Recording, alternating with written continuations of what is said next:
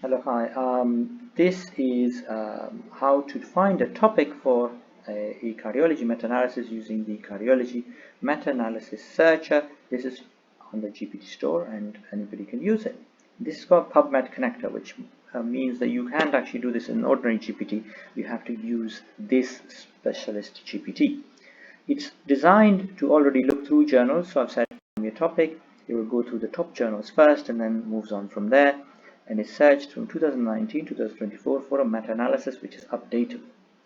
So then it found these meta-analysis, and I thought the third one sounded interesting: triglyceride lowering and cardiovascular risk. So I don't think anybody's done it before, and that's exactly what they said, that triglyceride lowering is there are a lot of trials. So it's going to check, do you want newer meta-analysis RCTs or more topics? I said try 3. So it's doing 3, and then it looked through to find any recent meta-analysis on this topic, and it couldn't really find a new meta-analysis since 2019. Then what we did is we wanted to see if this is viable. It says viable, no recent focal meta-analysis. And then it would say, do you want to check for new RCTs? I said, yeah, great. And it's found all these new RCTs, which is brilliant, which means this is workable. But now I want to see if this is feasible. And it says, yes, highly promising. There are phenylfibrates, fasting diets, all sorts of things that can reduce triglyceride. So do you want, and then I said, can you give me all the trials with references? I want to see how many trials there are. I don't want to do too big a meta-analysis. So now it's given to me as a list like this, but I want to just give me a text list, and this is clearer to see. So then I looked at all the trials. But the negative side of this meta-analysis is that it uses all these different interventions, but still we're going to combine them together in this meta-analysis. And these are randomized controlled trials. It says, do you want to narrow this list to only trials with omega-3 or EPA-DHA, or only studies with cardiovascular outcomes?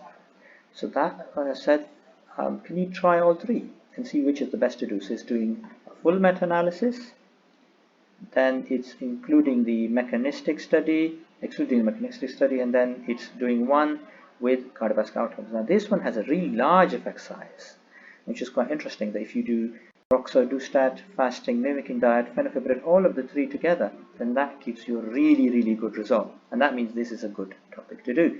Then it's done me a protocol. You're better off doing the protocol in the other protocol GPT, but this is useful to have a look at to see what's in there. And it has the risk of bias tool, the extracted data, how the studies will be selected, the search terms, all of that. So that gives you a bit more detail. Then what I did is I said, can you give me the full, do a proper thorough search and find any all the RCTs that will be included. Okay, and that's pretty good. And then now I'll ask it, find me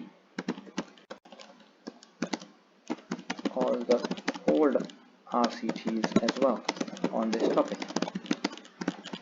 So I'm just showing you how this GPT actually works.